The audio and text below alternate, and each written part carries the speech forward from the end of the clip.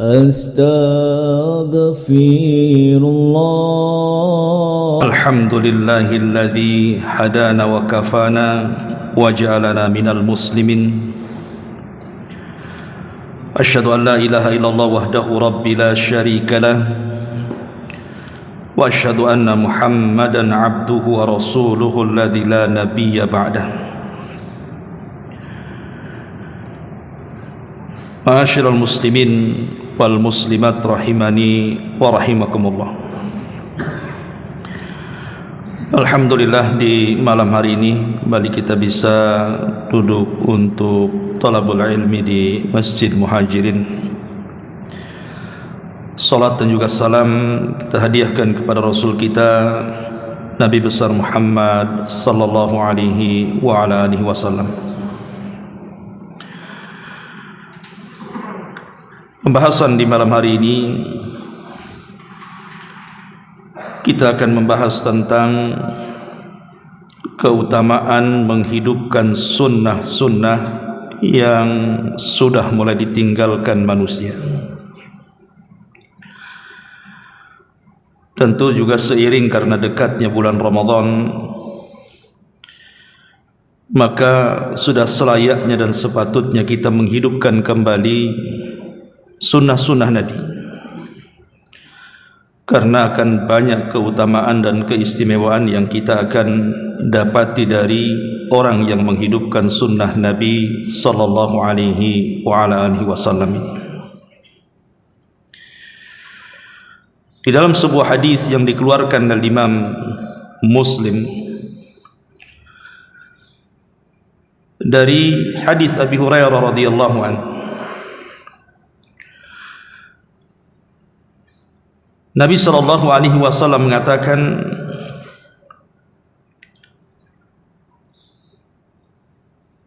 "Man ahya sunnatan min sunnati qad umitat ba'di,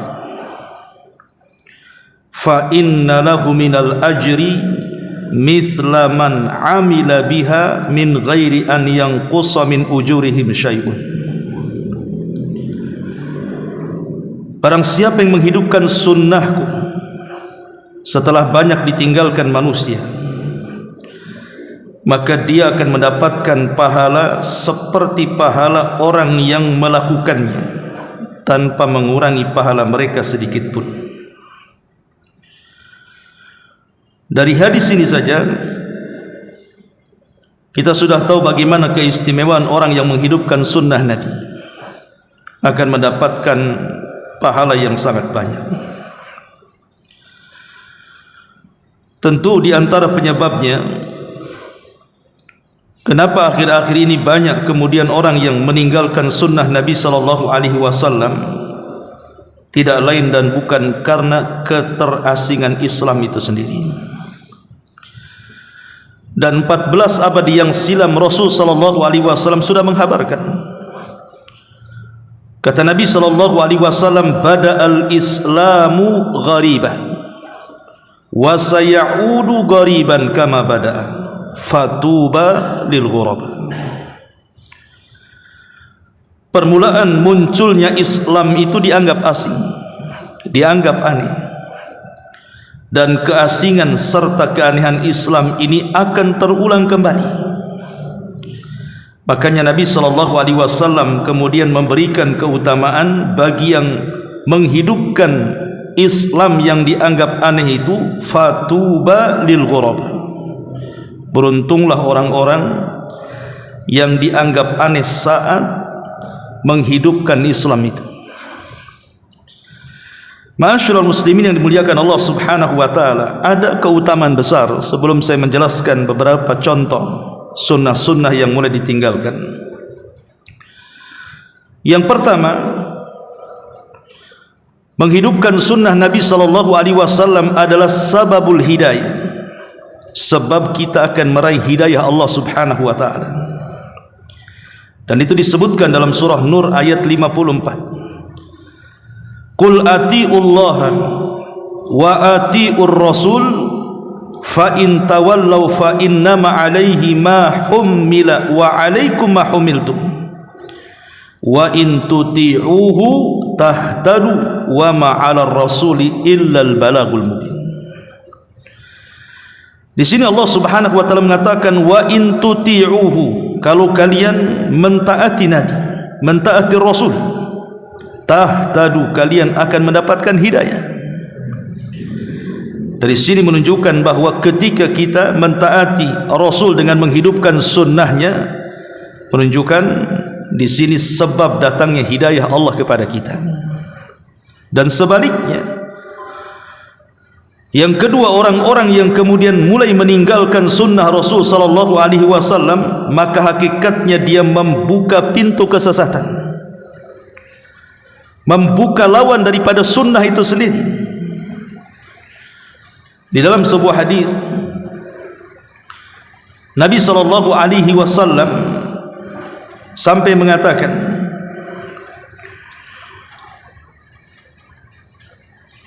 kullu ummati dakhalal jannah, setiap umatku dipastikan masuk surga, illa man aba, kecuali orang yang enggan masuk surga.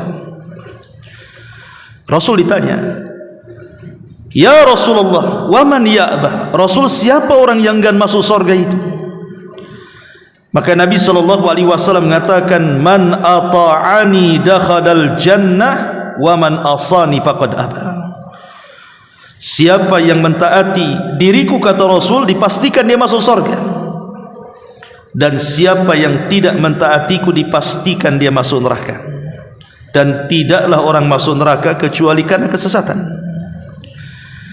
Makanya disebutkan oleh Imam Malik rahimahullahu ta'ala, as-sunnatu kasafinatin, sunnah itu seperti perahunya Nabi Nuh.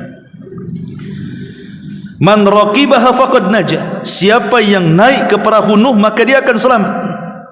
Wa man takhallafa anha gharq, siapapun yang tidak naik ke kapal itu dipastikan dia tenggelam. Maka yang kedua, kalau kita tidak menghidupkan sunnah Rasul, maka lambat laun kita akan tersesat dan terjerumus kepada lawan daripada sunnah, atau disebut dengan bid'ah. Kemudian yang ketiga, istimraru ajril qa'im biha au muallim laha ba'da mamatihi, kama fi haditsin Nabi sallallahu alaihi wasallam, yang qati'u amalum ri'im ba'dahu illa min thalathin, ilmin 'allamahu fa'amila bihi ba'dah, wa sadaqatin mawqufah yajri 'alaihi ajruha, wa waladin salihin yad'u lahu.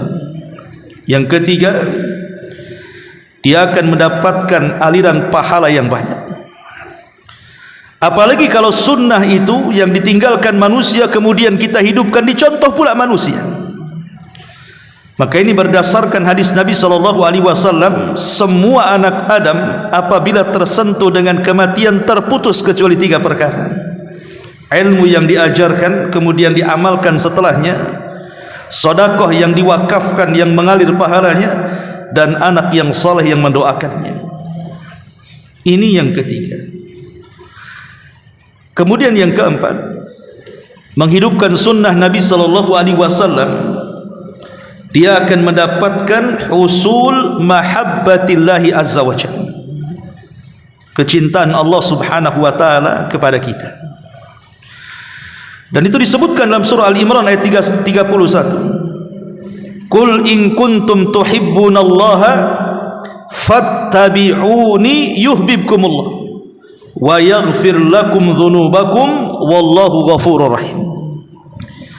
Katakan ya Muhammad, jika kalian betul-betul mencintai Allah, ikuti aku, maka Allah akan mencintai kalian, bahkan mengampuni dosa kalian, karena Allah Maha Pengampun lagi Maha Penyayang. Lihat bagaimana Allah subhanahu wa ta'ala akan memberikan kecintaannya kepada kita, kepada siapapun yang berusaha menghidupkan sunnah Nabi. Bahkan dalam hadis kursi yang ma'ruf, Nabi SAW mengatakan, wa ma yazalu abdi yataqarrabu ilayya bin nawafil hatta uhibbahu. siapapun seorang hamba yang terus menerus melaksanakan sunnah-sunnah, maka aku akan semakin cinta dengan dia, kata Allah.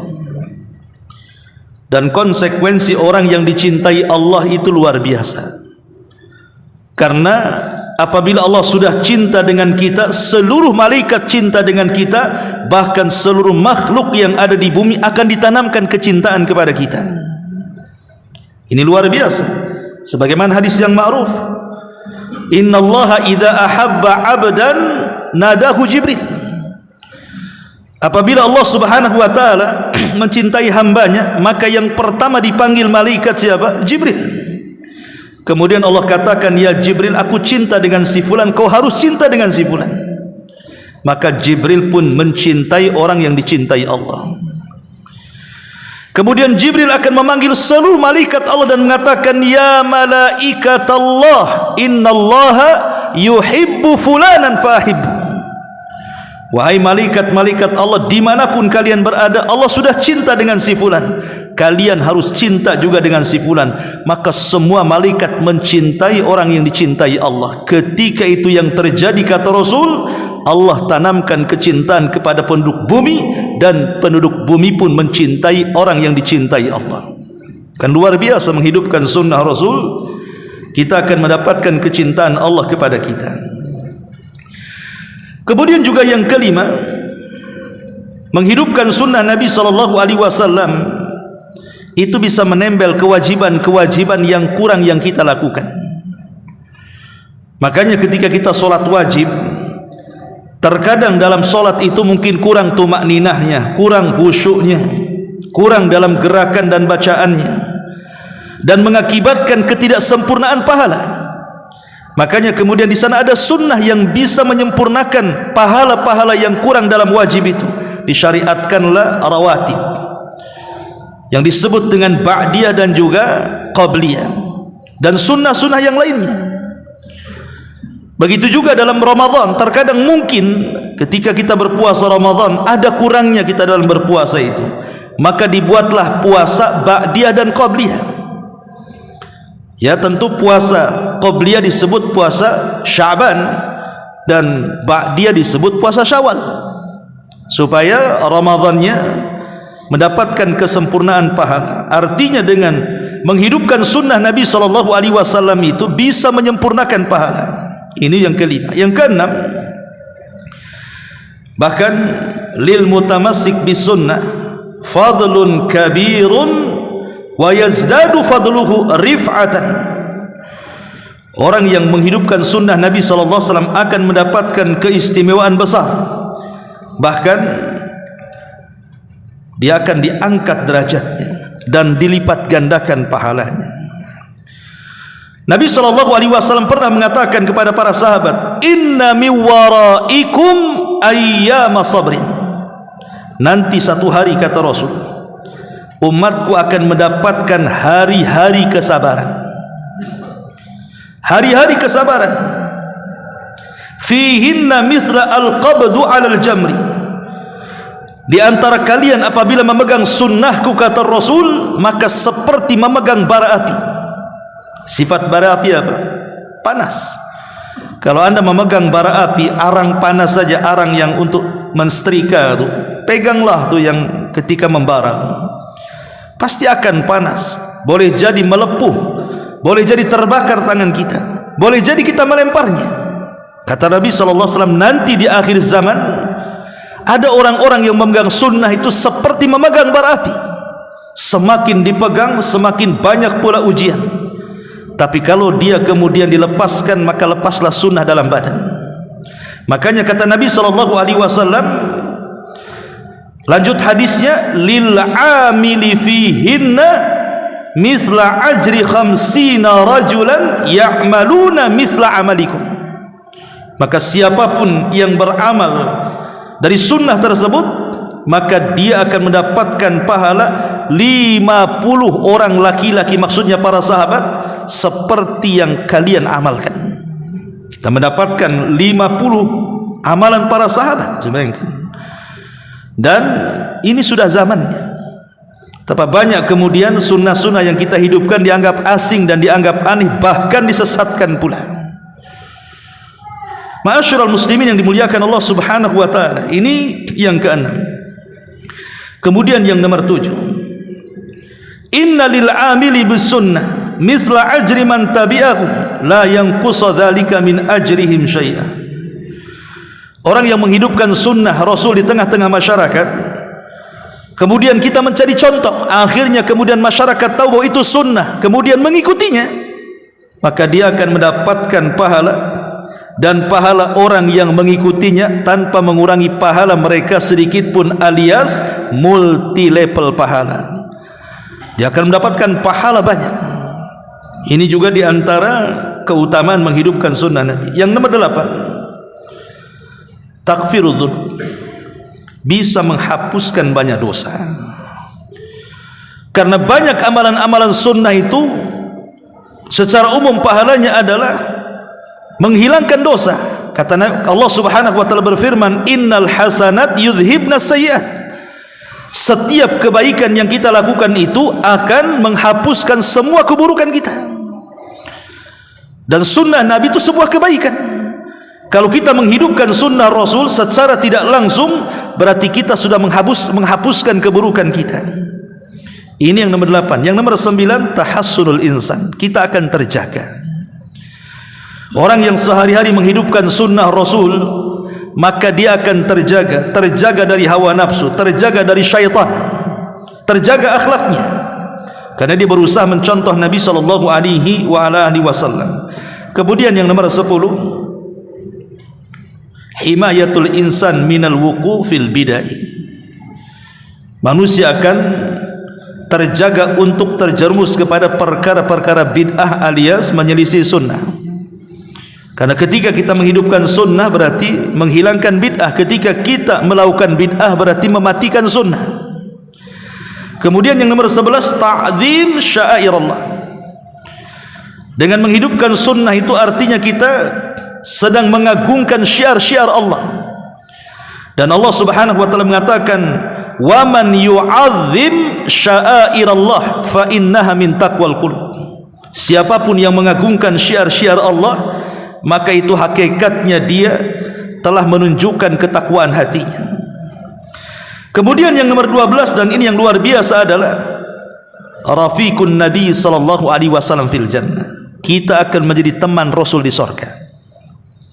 Kata Nabi sallallahu alaihi wasallam, man ahya sunnati, siapapun yang menghidupkan sunnahku, kata Rasul, faqad ahabbani, dia telah mencintai aku.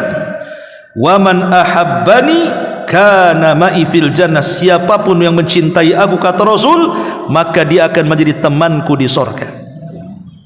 Maka menghidupkan sunnah Rasul akan menjadi teman Nabi sallallahu alaihi wasallam di surga. Kemudian yang nomor 13, iqamatuddin. Tentu menghidupkan sunnah sama dengan menghidupkan agama. Mematikan sunnah sama dengan merobohkan agama. Karena agama itu terbangun dari sunnah Rasul, bukan hanya Al-Quran. Tentu yang terakhir, di akhirat orang-orang yang menghidupkan sunnah Nabi sallallahu alaihi wasallam tentu dijanjikan surga. Yang kita tahu Allah katakan, fala ta'lamu nafsun ma ukhfiya lahu min qurrati a'yun. Tidak ada yang tahu keindahan surga, karena surga itu tidak pernah keindahannya dilihat mata, didengar telinga, terlintas pun tidak bisa, saking indahnya. Dan banyak lagi keutamaan-keutamaan, ini hanya sedikit saja bagaimana orang yang menghidupkan sunnah Rasul akan mendapatkan banyak keutamaan. Baik, ma'asyiral muslimin yang dimuliakan Allah Subhanahu wa taala. Di zaman Nabi sallallahu alaihi wasallam ada seorang wanita namanya Ummu Habibah radhiyallahu anha. Dia mengatakan, aku mendengar Nabi sallallahu alaihi wasallam bersabda, man shalla itsnatai asyrata rak'atan fi yaumin wa lailatin bunya lahu bihinna baitun fil jannah. Kata Ummu Habibah, ketika aku mendengar Rasul bersabda, siapapun yang berusaha untuk melaksanakan 12 rakaat rawatib dalam sehari semalam, maka akan dibangunkan baginya istana di surga. Ada seorang rawi yang meriwayatkan hadis ini dari Ummu Habibah, namanya Amr ibn Aus. Jadi Amr ibn Aus ini mendengar hadis ini dari Ummu Habibah. Apa kata Amr bin Aus? Wallahi ma taraktuhunna mundu an sami'tuhunna min Ummi Habibah. Dia mengatakan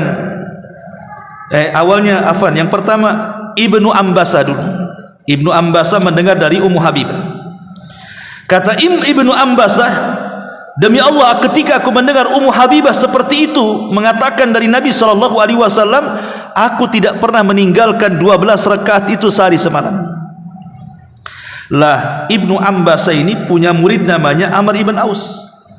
Maka Amr ibn Aus mengatakan, demi Allah aku pun tidak pernah meninggalkan 12 rakaat itu semenjak aku mendengar dari Ibnu Ambasah mengatakan seperti itu. Lah Amr ibn Aus ini punya murid namanya Nu'man ibn Salim. Apa kata Nu'man ibn Salim? Demi Allah aku pun tidak pernah meninggalkan 12 rakaat itu sejak aku mendengar Amr ibn Aus mengatakannya. Lihat bagaimana salaful ummah, salafus salih, mereka berusaha menghidupkan sunnah Nabi. Mereka mendengar itu sunnah Rasul dan sahih saja langsung diamalkan. Itulah hebatnya para sahabat Nabi SAW dan ulama salafun salih. Atau contoh yang lain, Ali bin Abi Thalib radhiyallahu anhu, ketika Fatimah putri Rasul meminta pembantu kepada Nabi, kemudian Nabi SAW mendatangi keduanya, kemudian mengatakan, wahai Fatimah, wahai Ali, maukah ku ajarkan kepada kalian beberapa kalimat yang kalau kalian baca lebih baik daripada anda memiliki pembantu laki-laki atau perempuan? Kata Fatimah dan Ali mengatakan, tentu wahai Rasul. Maka Nabi SAW mengatakan, kalau begitu katakanlah setiap engkau beranjak ke pembaringan tidurmu, tasbih 33 kali, tahmid 33 kali, dan takbir 34 kali, artinya 100. Ali radhiyallahu anhu saat terjadi perang Siffin, artinya kan Ali sudah menjadi khalifah setelah Abu Bakar meninggal, Umar meninggal, Utsman meninggal, kemudian Ali radhiyallahu anhu menjadi khalifah dan terjadi perang Siffin melawan Muawiyah yang ada di Syam. Apa kata Ali? Dia mengatakan, demi Allah sampai di perang Siffin sekalipun aku tidak pernah meninggalkan yang diajarkan Nabi ini. Luar biasa ya. Bahkan Umar bin Khattab radhiyallahu an ketika ditanya oleh para sahabat saat tawaf, kalau antum yang pernah umroh kemudian tawaf, kita tahu putaran pertama dalam tawaf itu lari-lari kecil, baru putaran setelah 3 kali putaran, keempat, kelima, keenam, ketujuh baru biasa, namanya disebut romal namanya, dengan melihatkan pundak. Jadi ada sebagian orang bertanya kepada Umar dan mengatakan, ya Amiral Mukminin, ma lana wali ramli, wahai Amiral Mukminin, buat apalah kita ini lari-lari kecil? Bukankah tujuan lari-lari kecil di zaman Rasul ketika tawaf itu maksudnya untuk memperlihatkan kekuatan, bahwa badan mereka sterk, punya kekuatan, mereka tidak disentuh dengan hummal Yathrib, penyakit yang wabah yang terjadi di Madinah. Jadi lari-lari kecil itu kayak tentara gitu, nakut-nakuti orang Quraisy. Lah sekarang Mekah sudah dikuasai, Madinah sudah dikuasai, siapa yang berani dengan kita? Jadi orang ini mengatakan, kalau begitu kan ilatnya, sebabnya sudah hilang, ya sudahlah, biasa aja lah, nggak usah lari-lari gitu maksudnya. Maka Umar radhiyallahu anhu mengatakan, ma lana al-yawm waliramli walaqad aminna Makkah laysa fiha kuffar yarawnana wa nahnu na'tamir li ajri an nadhhar al-quwwah amamahum. Thumma qala Umar bin al-Khattab radhiyallahu, lakinnahu syai'un fa'alnahu ma'a Rasulillah sallallahu alaihi wasallam, fa wallahi, kata Umar, ma nuhibbu an natruka syai'an ma nuhibbu an natruka syai'an fa'alnahu ma'a Rasulillah sallallahu alaihi wasallam. Kata Umar apa? Kalau begitu buat apa lari-lari kecil? Bukankah Mekah sudah menjadi negara Islam, tidak ada orang kafir? Buat apa menampakkan kekuatan? Tapi Umar mengatakan, akan tetapi, kata Umar, sesuatu yang kami lakukan bersama Nabi sallallahu alaihi wasallam, fa wallahi, demi Allah, kami tidak hendak meninggalkan sesuatu yang telah kami kerjakan di masa Nabi sallallahu alaihi wasallam. Walaupun sebabnya sudah hilang, tapi karena ini sunnah Rasul, Umar tetap menghidupkannya. Karena ini sunnah Nabi. Makanya juga di riwayat yang lain ketika Umar berusaha mencium Hajar Aswad, apa kata Umar? Kalau bukan aku melihat Rasul mencium kamu, buat apa aku cium kamu, kata Umar. Jadi menciumnya Umar kepada Hajar Aswad itu karena Rasul mencium, itu saja. Nah, itu menunjukkan bagaimana ketaatan para sahabat kepada Nabi sallallahu alaihi wasallam walaupun Rasul sudah pupus dan meninggal, karena demi menghidupkan sunnah Nabi sallallahu alaihi wa ala alihi wasallam. Ma'asyiral muslimin yang dimuliakan Allah Subhanahu wa taala, Al-Imam Az-Zuhri mengatakan, kana man madha min ulama'ina yaquluna al-i'tisamu bi sunnati najatun. Kata Imam Zuhri, ulama-ulama kami dulu, maksudnya ulama-ulama salaf sebelum kami, mereka senantiasa berusaha mengatakan berpegang kepada sunnah itu sebuah keselamatan. Bahkan Fudail ibn Iyad mengatakan, inna lillahi ibadan yuhyi bihimul bilad wa hum ashabus sunnah. Allah itu memiliki hamba-hamba yang senantiasa menghidupkan negeri-negeri, merekalah orang-orang yang berusaha menghidupkan sunnah Nabi sallallahu alaihi wasallam. Dan banyak lagi ucapan ulama salaf tentang keutamaan bagaimana menghidupkan sunnah Nabi sallallahu alaihi wasallam. Baik, kita akan contohkan beberapa perkara yang merupakan sunnah yang sudah dilupakan manusia, dan itu hampir di semua ibadah ada, ya. Yang pertama, sunanus salam, sunnah ketika kita mengucapkan salam. Kita tahu bahwa salam ini adalah salam penghormatan bapak kita Adam dan seluruh keturunannya. Tetapi banyak kemudian di antara kaum muslimin yang mereka mulai meninggalkan mengucapkan salam, terutama mengucapkan salam kepada orang yang tidak dikenal. Kalau yang dikenal mungkin kita mengucapkannya, apalagi satu pengajian dari jauh pun sudah assalamualaikum, ya.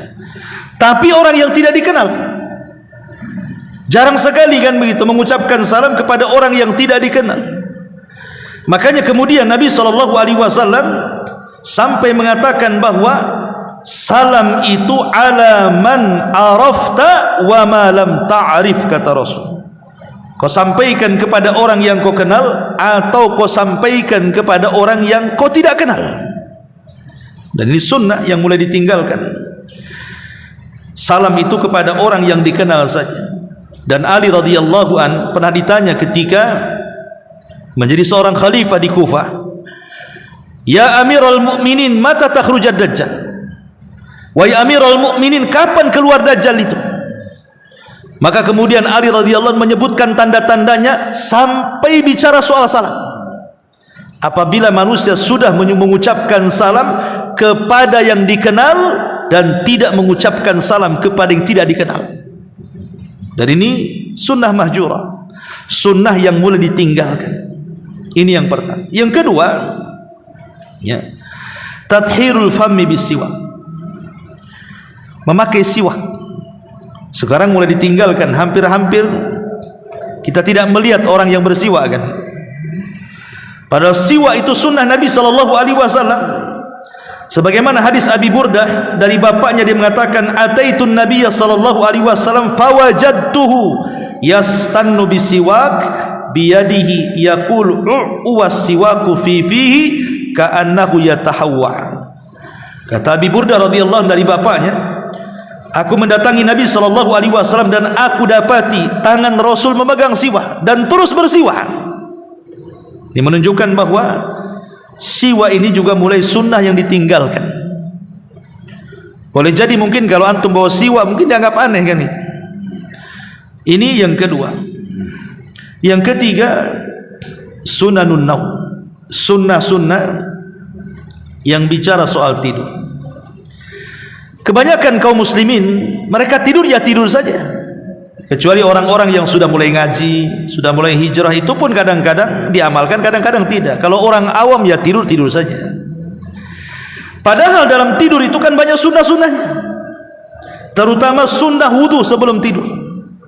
Kata Nabi SAW, "Idza ataita madja'aka fatawadda wudu'aka lis-salati thumma taji 'ala syikil ayman." Apa kata Rasul? Siapa yang menuju pembaringan tidurmu, kemudian dia berwudu, setelah dia berbaring, dia sandarkan ke lambung sebelah kanan, maka kemudian disebutkan dalam hadis yang lain, man bata tahiran bata fi syiarihi malakun. Siapa yang tidur dan dia dalam kondisi suci, artinya sudah berwudu, maka akan ada malaikat di sekitarnya. Fala yastaiqidu illa qala al-malik, illa qala al-malaku. Dan selama kita tidur dan tidak bangun, maka malaikat itu akan terus mendoakan kita dan mengatakan, Allahumma ighfir li abdika fulanin fa innahu bata tahiran. Ya Allah, ampunilah hambamu si fulan ini karena saat tidur dia sudah berwudu. Dalam riwayat, apabila dia terguling ke arah kanan, maksudnya kemudian dia bergerak ke arah kanan, namanya orang tidur kan tidak mungkin diam, pasti akan bergerak ke arah kanan atau ke kiri, apalagi yang lasak tidurnya kan.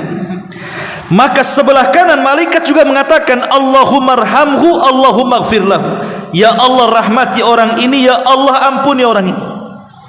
Kalau dia kemudian berguling ke arah kiri, maka malaikat sebelah kiri juga mengatakan seperti itu, Allahumma arhamhu, Allahumma ighfir lahu. Ya Allah, rahmati orang ini, ya Allah, ampuni orang ini. Bayangkan selama dia tidur dirahmati Allah dan diampuni dosanya, berarti tidurnya berpahala. Itulah tidurnya orang alim dengan orang jahil. Kalau tidurnya orang jahil ya tidur saja, nggak dapat apa-apa kan. Tapi tidurnya orang alim yang tahu ilmunya, selama tidur walaupun dia tidak ibadah, diampuni dosa-dosanya dan mendapatkan rahmat Allah Subhanahu wa taala. Ini satu amalan ibadah, belum yang lainnya, membaca surah Al-Ikhlas, surah Al-Kafirun, Qul a'udzu birabbin nas, Qul a'udzu birabbil falaq. Makin lagi orang nggak mau baca. Ya. Padahal ini sunnah yang luar biasa gitu ya, yang pahalanya luar biasa, menjaga kita dari gangguan syaitan dan semua manusia yang hendak berbuat jahat kepada kita, baik orang yang hasad ketika hasad, orang yang dengki ketika dengki, orang yang hendak menyihir ketika menyihir, dan begitu seterusnya. Kalau kita banyak membaca doa sebelum tidur, maka kita akan dijaga. Dan ini sunnah, ini sudah hampir ditinggalkan manusia. Kemudian yang keempat, ad-du'a li kafaratil majlis, berdoa saat bermajlis yang disebut dengan doa kafaratul majlis. Kalau kita baca doa kafaratul majlis, kadang-kadang habis ngaji saja. Kadang ustaz habis ngaji kemudian mengatakan, setelah selesai ngaji dia mengatakan, kita baca doa kafaratul majlis, subhanakallahumma wa bihamdika, dan seterusnya.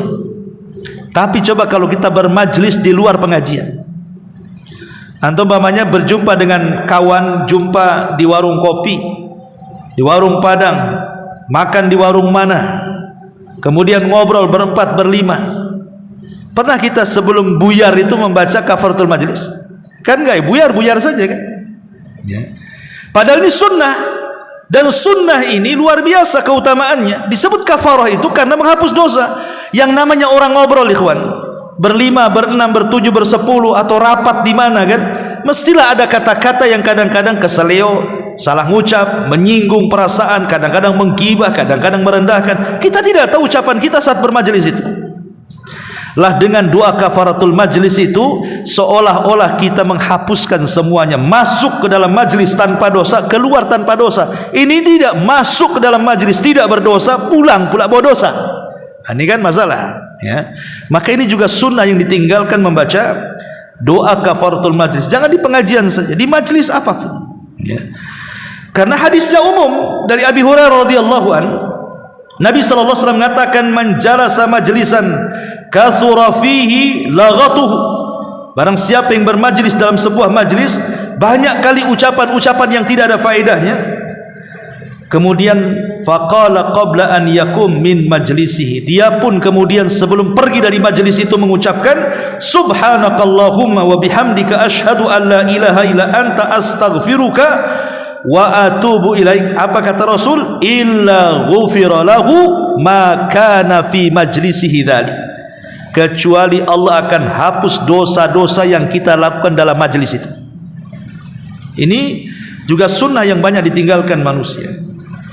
Ma'asyiral muslimin yang dimuliakan Allah Subhanahu wa taala. Kemudian juga yang nomor 5, sunanu yaumil jum'ah, sunnah-sunnah di hari Jumat, seperti al-iktsar minas salawat, memperbanyak salawat.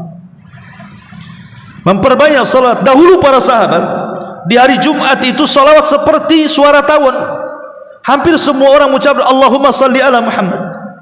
Tapi sekarang tidak ada, kecuali orang-orang yang paham saja. Itu pun kadang-kadang diamalkan, kadang-kadang tidak, ya. Dan ini sunnah Nabi SAW. Atau membaca surah Al-Kahfi, yang dianjurkan surah Al-Kahfi, surat lain pula yang dibaca malam Jumat, ya, kan yang dianjurkan Al-Kahfi kan. Tetapi yang dibaca surah yang lain sudah menjadi sunnah Nabi SAW, ya. Kemudian juga at-tabkir, bersegera, padahal Nabi SAW mengatakan man igtasala yaumal jum'ah ghaslal janabah, siapa yang mandi di hari Jumat seperti mandi junub, summa raha faka'annama qarraba badanatan, kemudian dia lekas berangkat ke masjid seolah-olah dia mendapatkan pahala berkurban seekor unta. Tapi tidak. Saya sering khutbah Jumat di beberapa masjid itu. Kadang-kadang setelah lewat 10 menit saya khutbah itu baru tuh masjid penuh tuh. Tadinya separuh tuh. Ya, saya naik mimbar, nggak ada orang, baru separuh. Udah 10 menit ini, udah mau selesai, mau ke khutbah kedua, jadi penuh tuh masjid itu. Dan hampir rata-rata seperti itu. Ini kan melalaikan Jumat itu, yaitu karena tadi tidak menghidupkan sunnah Nabi SAW. Kemudian yang nomor 6, inda nuzulil matar, ketika turun hujan, ya. Ketika turun hujan, ikhwan, hujan ini bisa menjadi rahmat, bisa juga menjadi azab, ya. Tetapi umumnya bahwa hujan itu rahmat Allah Subhanahu wa taala. Makanya kenapa kemudian Nabi SAW apabila turun hujan, maka Nabi SAW akan membasahi sebagian badannya. Sebagian badannya, entah tangannya, entah kepalanya gitu ya. Pokoknya kalau turun hujan, dia langsung keluar, diambil tuh airnya, kemudian kadang-kadang untuk kepalanya. Tapi zaman sekarang ditakut-takuti, kalau kena hujan sedikit cepat mandi, nanti ke kepala kamu gitu. Padahal Nabi SAW justru kalau ada hujan, maka dia akan ambil tuh air hujan itu, kemudian diusapkan ke badannya, ya, supaya air hujan itu mengenai badannya. Dan Nabi SAW selalu berdoa, Allahumma sayyiban nafi'ah, ya Allah, mudah-mudahan hujan ini menjadi hujan yang bermanfaat. Jangan sampai kemudian hujan ini menjadi azab. Yang lebih parah lagi, kadang-kadang ada orang yang ngusir hujan dengan pawang kan gitu ya. Ini udah kacau ya. Padahal nggak usah pawang-pawangan. Islam itu sudah mengajarkan cara memindahkan hujan. Dengan cara apa? Berdoa kepada Allah, Allahumma hawalaina wala alaina, Allahumma alal akam wad tirab wa butunil audiyati wa madabiti syajari, rawahul Bukhari.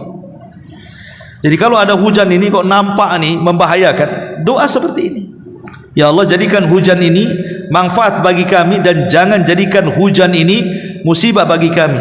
Kalau seandainya hujan ini akan mendatangkan musibah bagi kami, pindahkan tuh ke tebing-tebing, ke lembah-lembah, ke tempat-tempat tumbuh-tumbuhan di situ tumbuh. Ini doa yang diajarkan Nabi SAW. Ataupun ketika mendengar suara petir, kadang kita diam saja, kadang ketakutan sembunyi, takut kena kilat, kena petir. Padahal di situ ada doanya, di mana Nabi SAW mengajarkan annahu kana idza sami'a ar-ra'da. Nabi itu kalau melihat kilat atau petir atau geluduk bahasa kitanya, tarakal hadis, maka Rasul langsung diam, tidak bicara. Faqala, maka Rasul langsung mengatakan subhanalladzi yusabbihur ra'du bihamdihi wal malaikatu min khifatihi. Rasulullah langsung bertasbih. Ya. Ma'asyiral muslimin yang dimuliakan Allah Subhanahu wa taala. Ini juga sunnah-sunnah yang ditinggalkan saat hujan. Kemudian yang nomor 7, sunanus shalah. Ini sunnah-sunnah dalam salat juga secara umum ya.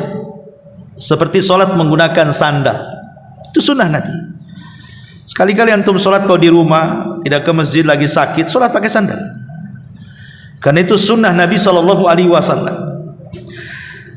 Ataupun namanya ketika salat memperpanjang italatur raf'i ba'da ruku.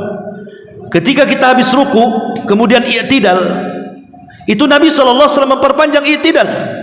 Tapi betapa banyak coba orang-orang yang salat ketika ruku langsung sujud. Kan aneh kan itu, padahal ini sunnah Nabi SAW. Atau duduk iq'a. Duduk iq'a itu tegak seperti ini ketika duduk di antara dua sujud. Kalau antum melakukan di tengah-tengah orang awam, disangkanya sujud apa? Ini pada itu sunnah Nabi SAW sujud iq'a itu kan. Ya, termasuk juga doa setelah tasyahud kan. Ya kalau antum sudah ngaji mestilah berdoa kan. Tapi banyak orang awam mereka hanya cukup membaca tahiyat, kemudian syahadat, kemudian tasyahud, kemudian salam. Pada situ ada sunnah kan. Sunnah membaca 4 perlindungan. Selepas itu kadang-kadang Nabi SAW membaca Allahumma inni a'udzubika minal ma'thami wal maghram. Aisyah istri Nabi yang lain saya lupa namanya bertanya kepada Rasulullah, Rasul kenapa engkau memperbanyak doa Allahumma inni a'udzubika minal ma'tham wal maghram? Ya Allah, aku berlindung dari engkau untuk aku memperbanyak dosa dan memperbanyak utang. Jadi salah satu istri Rasul bertanya, kenapa engkau berdoa, apa engkau punya utang kan gitu ya? Kata Rasul, tidak. Tetapi biasanya orang yang berhutang itu idza haddatsa kadzab wa idza wa'ada akhlaf. Karena orang yang berhutang itu biasanya kalau sudah berhutang, kalau bicara pasti suka dusta, kalau janji pasti khianat. Itulah orang yang suka hutang. Kapan bayar? Besok. Besok datang lagi, kapan? Minggu depan. Itu kan berdusta. Ya, sudah dusta, kalau janji khianat kan itu. Makanya Rasul berlindung minal ma'tham wal maghram ini. Ya. Kemudian juga salat sunnah di rumah. Ini juga sunnah. Kebanyakan kita ini kadang-kadang kebanyakan salat sunnah habis salat wajib di masjid, salat sunnah juga di masjid. Sekali-kali kita lakukanlah sudah rawatib itu, sekali-kali kita qobliyah atau ba'diyah itu di rumah. Ya, ataupun salat-salat sunnah yang lainnya. Karena Rasul yang mengatakan jangan kau jadikan rumah kalian seperti kuburan. Ini juga sunnah yang ditinggalkan. Ya, tidak menjalankan sunnah di dalam rumah. Dan banyak lagi. Kemudian yang nomor 8, sunanul wudu. Sunnah wudu. Di antaranya sunnah wudu adalah yang ditinggalkan adalah madmadhah wal istinsyaq. Ketika berwudu tidak pernah berkumur-kumur. Ya, wudu itu berkumur-kumur, masukkan air ke mulut, sedikit ke hidung, itu istinsyaq namanya. Kemudian berkumur-kumur dengan kencang, tidak. Saya lihat orang berwudu itu ya ngelepehkan aja, masuk lepeh gitu saja. Tidak ada dikumur-kumur kencang itu. Memang kalau dalam puasa tidak boleh, karena Rasul mengatakan fabaligh fil madmadati wal istinsyaq illa an takuna sha'imah. Berlebih-lebihlah kalian berkumur-kumur dan masukkan air ke hidung kecuali sedang berpuasa, karena takut ketelan kan. Tapi kalau tidak puasa apa masalahnya? Ini sunnah ya. Jangan sampai ditinggalkan, karena ini kesempurnaan wudu juga. Termasuk juga tidak menyempurnakan wudu saat kita tidak suka memegang air, mungkin waktu dingin, mungkin lagi greges, lagi demam, lagi apa gitu ya. Selama kita masih menggunakan air, tetaplah berwudu seperti itu. Jangan asal seblok saja kaki itu, tapi juga dicuci gitu ya. Ma'asyiral muslimin yang dimuliakan Allah Subhanahu wa taala, termasuk doa selepas wudu, membaca 2 kalimat syahadat. Karena Nabi SAW mengajarkan, barang siapa yang berwudu maka ucapkanlah asyhadu an la ilaha illallah wa anna muhammadan rasulullah wa anna muhammadan abdullah wa rasuluh. Apa kata Rasulullah? Illa futihat lahu abwabul jannati tsamaniyah. Orang yang selepas wudu kemudian bersyahadat, maka Allah buka pintu surga yang 8 itu. Selepas wudu itu bersyahadat asyhadu an la ilaha illallah wa asyhadu anna muhammadan abduhu wa rasuluh. Apa sulitnya bersyahadat setelah wudu? Ya. Baru kemudian kita berdoa seperti Allahumma ja'alni minat tawwabin wa ja'alni minal mutatahhirin umpamanya kan. Tapi syahadatnya penting setelah wudu. Dan ini sunnah yang ditinggalkan ya, ketika bicara soal wudu. Kemudian juga yang selanjutnya yang nomor 10, sunanus sujud. Sunnah dalam sujud. Kalau sujud dalam solat sudah jelas kan itu. Tapi ada sujud-sujud di luar solat yang dilupakan manusia. Contohnya namanya sujud tilawah. Ya gimana mau sujud tilawah, baca Quran pun tidak kan? Karena biasanya orang yang sujud tilawah itu karena suka baca Quran kan. Qurannya saja ditinggalkan. Macam mana pula sujud tilawahnya? Okelah dia baca Quran, tapi banyak orang-orang yang kemudian ketika lewat di ayat-ayat sujud tilawah itu dia tidak sujud. Pada sunnah Nabi. Makanya iblis itu tidak suka apabila ada orang yang membaca Quran saja sujud tilawah, itu ayat-ayat tilawah, kemudian sujud tilawah. Apa kata iblis? Sambil dia sakit hati dia mengatakan, hamba ini diperintahkan Allah untuk sujud, dia pun sujud. Tapi dulu aku diperintahkan sujud, aku pun enggan sujud. Dia dapat sorga, aku pula dapat neraka. Itu kata iblis. Dan di dalam Al-Quran ada yang mengatakan 14 ayat, ada yang mengatakan 15 ayat yang ada sujud tilawahnya, seperti surah Al-A'raf ayat 206, surah Ar-Ra'du ayat 15, surah An-Nahl ayat 50, surah Al-Isra ayat 109, surah Maryam ayat 58, surah Al-Hajj ayat 18, kemudian diulang lagi dalam surah Al-Hajj ayat 77-nya, kemudian Al-Furqan ayat 60, An-Naml ayat 26, kemudian juga surah As-Sajdah ayat 15, surah Sad ayat 34, surah Fussilat ayat 37 ayat 38, surah An-Najm ayat 62, surah Al-Insyiqaq ayat 21, dan yang terakhir Al-Alaq wasjud waqtarib ayat 19. Itulah ayat-ayat sujud tilawah. Lalu apa yang diucapkan? Jumhur ulama mengatakan membolehkan kita membaca seperti doa sujud biasa, subhana rabbiyal a'la. Tapi ada juga disunahkan membaca sajada wajhi lilladzi khalaqahu wa syaqqa sam'ahu wa basarahu bihaulihi wa quwwatihi. Tapi kalau tidak hafal ya sudah subhana rabbiyal a'la, sudah cukup itu. Kemudian juga sujud syukur. Ya, sujud syukur juga penting karena sujud syukur itu untuk menambah nikmat, ikhwan. Jadi kalau kita mendapatkan nikmat sujud di mana saja, tanpa kemudian dibatasi dengan tempat dan waktu, dan tidak harus dalam kondisi suci. Pokoknya mendapatkan nikmat syukur. Termasuk juga ketika melihat ada orang yang kecelakaan, ya, itu juga bagian daripada nikmat karena bukan kita yang celaka. Pokoknya ada orang ketabrak nih, sujud syukur, bukan sujud karena dia kecelakaan, tidak. Kita pula nanti dimarahi orang. Maksudnya kita bersyukur bukan kita yang celaka gitu maksudnya. Nengok rumah tetangga kebakaran sujud, emang hasad lah gitu. Bukan, maksudnya alhamdulillah rumah kita tidak terbakar. Ya, masyaallah muslimin yang dimuliakan Allah Azza wa Jalla. Ya, kemudian juga salat taubah. Mungkin di antara kita jarang melaksanakan salat taubat. Padahal disyariatkan salat taubat itu, sebaiknya mengistilahkan salat istighfar namanya. Jadi saat kita melakukan dosa, kita disunnahkan untuk salat taubah. Memang ada 5 pendapat ulama tentang waktunya. Ada yang mengatakan setelah salat fajar, sebelum sampai terbit matahari. Ada yang mengatakan dari terbit matahari sampai zuhur. Ada yang mengatakan ketika matahari sudah meninggi sampai pertengahan, matahari di tengah kepala. Ada yang mengatakan setelah sholat asar sampai terbenam matahari, ya. Ada yang mengatakan juga di saat mendekati terbenam matahari, tapi jangan ketika terbenam karena kita dilarang, itu 2 tanduk setan, ya, maksudnya jauh-jauh dari situ, ya.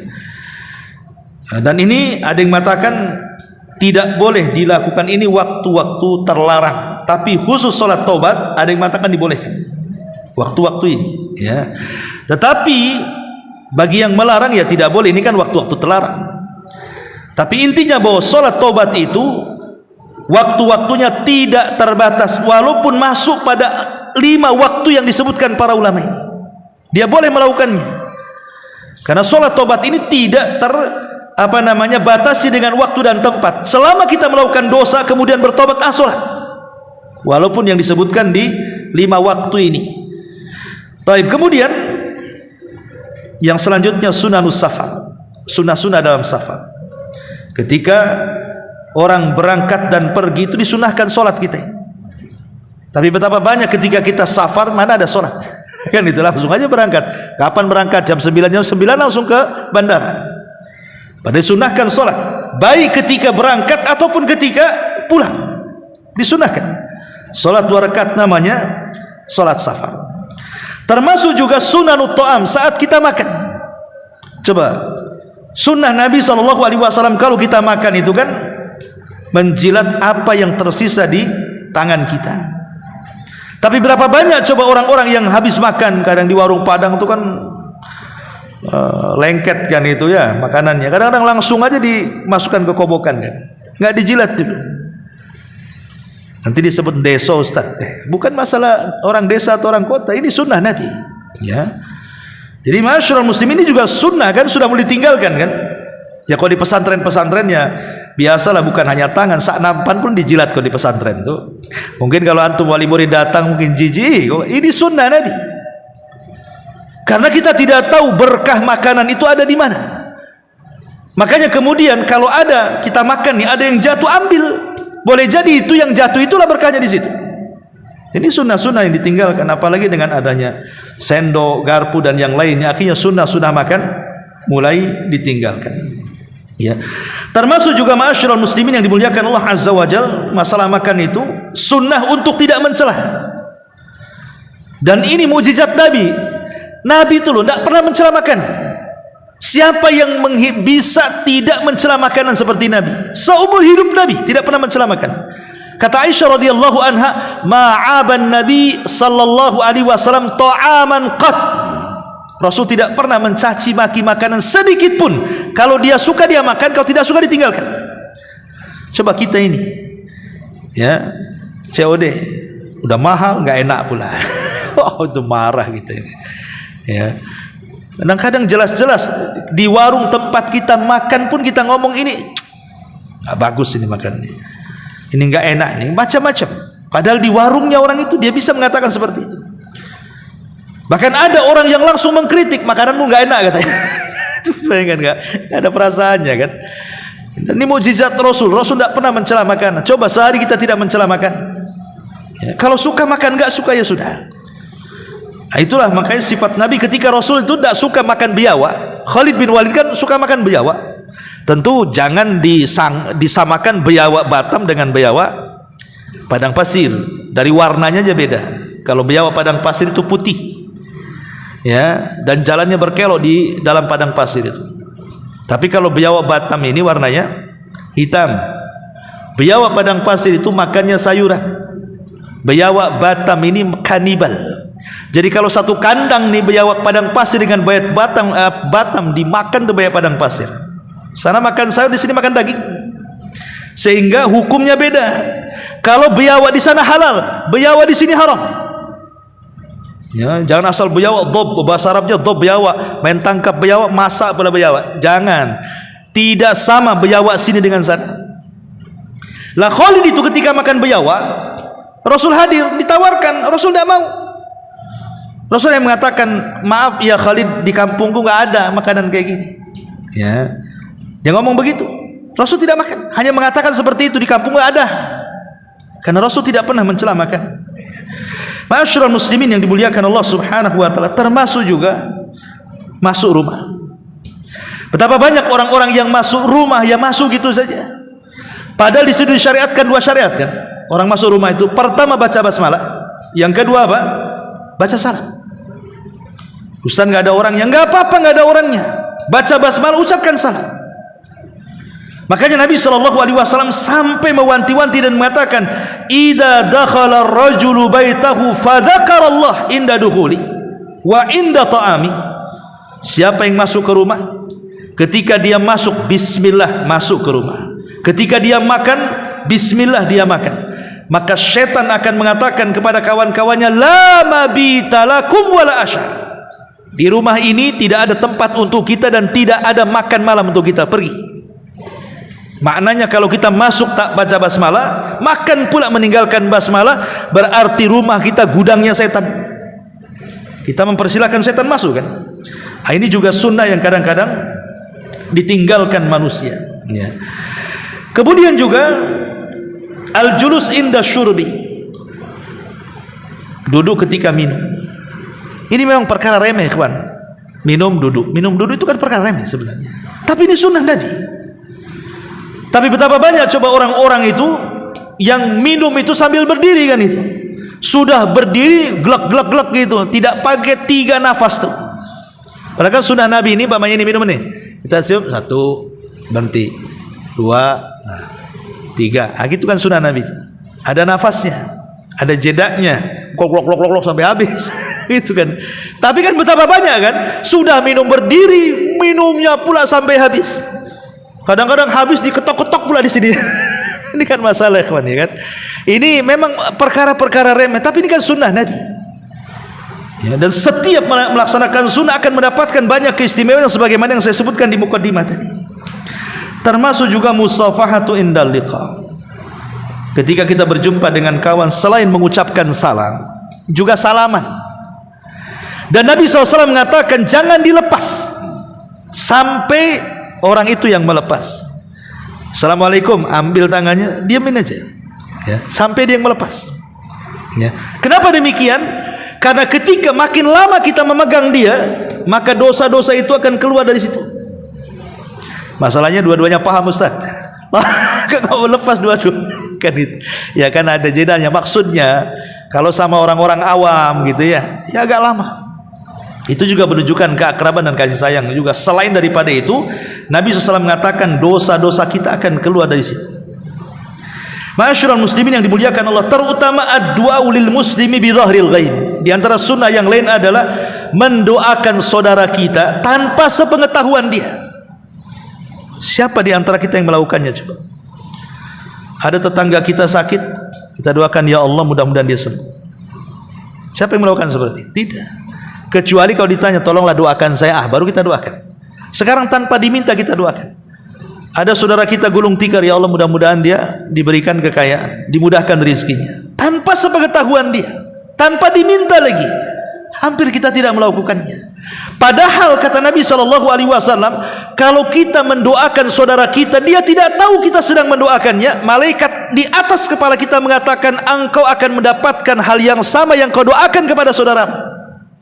Jadi kalau kita katakan, ya Allah sembuhkan saudara saya, malaikat mengatakan engkau juga. Ya Allah mudahkan rizki saudara saya, kata malaikat di atas kepala, engkau juga. Dan begitu seterusnya. Makanya dalam ilmu parenting disebutkan, kalau kita sudah mendidik anak kita supaya menjadi anak yang soleh dan soleha, tapi juga belum dikabulkan oleh Allah Azza wa Jalla, doakan anak orang. Doakan juga anak orang, supaya dengan mendoakan anak orang, malaikat di atas kepala mengatakan, dan anakmu juga. Sampai seperti itu, ya. Ini termasuk sunnah Nabi SAW. Termasuk juga berdoa ketika mendengar suara kokokan ayam, atau mungkin ketika gonggongan anjing. Di tengah malam kadang-kadang kita mendengar anjing tetangga berisik gitu ya. Atau mungkin punya tetangga ayam berkokok. Ya, kata Nabi SAW apa? Idza sami'tum siyahad dzikr fas'alullaha min fadli. Kalau mendengar kokokan ayam di pagi hari itu, menjelang subuh, ayam tetangga sudah berkokok, langsung angkat tangan. Minta karunia Allah Azza wa Jalla. Minta rizki sebanyak-banyaknya. Karena di situ malaikat turun bawa rahmat. Tapi kalau yang antum dengar anjing berisik itu tetangga, ta'awud kepada Allah dari syaitan.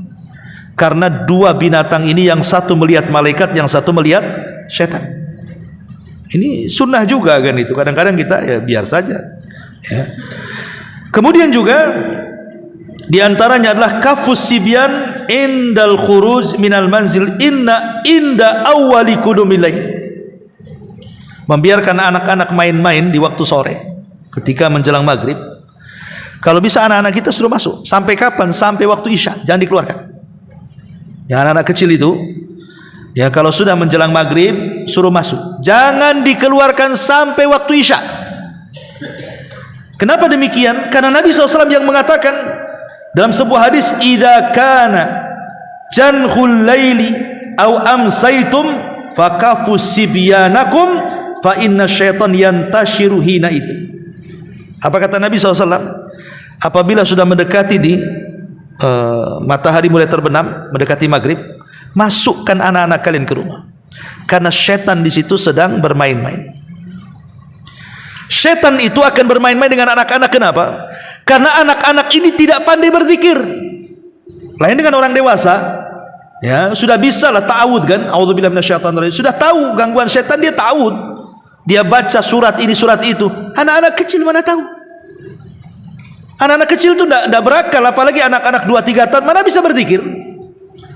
Ya kita selamatkanlah, karena mereka belum bisa berzikir, belum bisa menjaga dirinya dari gangguan syaitan. Kita masukkan tuh ke dalam rumah, supaya anak-anak kita ini tidak kesurupan, tidak kesambat gitu ya, tidak mudah diganggu syaitan ketika dia sudah besarnya, karena kita sudah menjaga dari kecil. Ini sunnah-sunnah seperti ini kadang-kadang tidak diketahui manusia, ya. Ma'asyiral muslimin yang dimuliakan Allah Azza wa Jalla, termasuk juga al-mudawamatu 'alal amali salihi wa in qalla. Berusaha untuk mendawamkan satu ibadah kita dawamkan terus, walaupun mungkin ibadah itu remeh, lah. Sebenarnya namanya ada seorang sahabat tuh kemana-mana bawa permen halawah, bahasa Arabnya. Setiap anak kecil dikasih, pokok kemana-mana, habis bawa lagi. Jadi dia kecil ngasih halawah sama anak-anak saja. Dan itu amal soleh, membahagiakan anak-anak kan. Bukankah Rasul yang mengatakan termasuk amal yang paling dicintai Allah adalah sururun tudkhiluhu ala qalbi muslim, memasukkan kebahagiaan ke hati seorang manusia, walaupun itu anak-anak kan itu, ya. Atau mungkin kita mendawamkan apa, entah sholat sunnah apa, puasa apa, sedekah apa kan itu. Ini termasuk sunnah Nabi, mendawamkan salah satu ibadah walaupun kecil tapi terus menerus. Kemudian juga al-iktsar minad du'a halar raha, berdoa kepada Allah Subhanahu wa taala saat senang. Karena biasanya saat senang orang itu lupa dengan Allah, saat susah baru ingat. Padahal Rasul yang mengatakan ta'arraf ilallah fir raha ya'rifka fi syiddah. Kenali Allah di waktu senang, Allah kenali kita di waktu susah. Ini juga termasuk sunnah yang ditinggalkan. Termasuk juga di antara sunnah yang ditinggalkan at-tasadduq inda taubah. Ketika kita bertobat kepada Allah Subhanahu wa taala, sebenarnya di sana ada sunnah sedekah. Kita menyesal nih banyak dosa, sedekah, ya. Tapi bukan seperti orang-orang di luar daripada Islam menebus dosa dengan memberikan uang sekian dan sekian sebagai tebusannya, bukan itu, tidak. Karena sedekah itu kata Nabi SAW, taki masari asu, bisa mencegah mati su'ul khatimah. Dalam riwayat yang lain, sadaqatus sir tudfi'u ghadabar rabb, bahwa sedekah yang dilakukan tidak terang-terangan itu bisa meredam kemurkaan Allah. Maksiat itu kan mengundang kemurkaan, maka dengan sedekah itu meredam kemurkaannya, gitu maksudnya. Ini juga termasuk sunnah-sunnah yang ditinggalkan, dan banyak lagi sebenarnya sunnah-sunnah Nabi yang mungkin dianggap manusia remeh, tapi sesungguhnya ketika kita melakukan dan menghidupkannya, itu sebuah pahala besar di sisi Allah Subhanahu wa ta'ala. Wallahu a'lam. Sudah jam 9. Mudah-mudahan ada manfaatnya. Subhanakallahumma hamdika asyhadu an la ilaha illa anta astaghfiruka wa atubu ilaik. Allahu ta'ala alam. Assalamualaikum warahmatullahi wabarakatuh.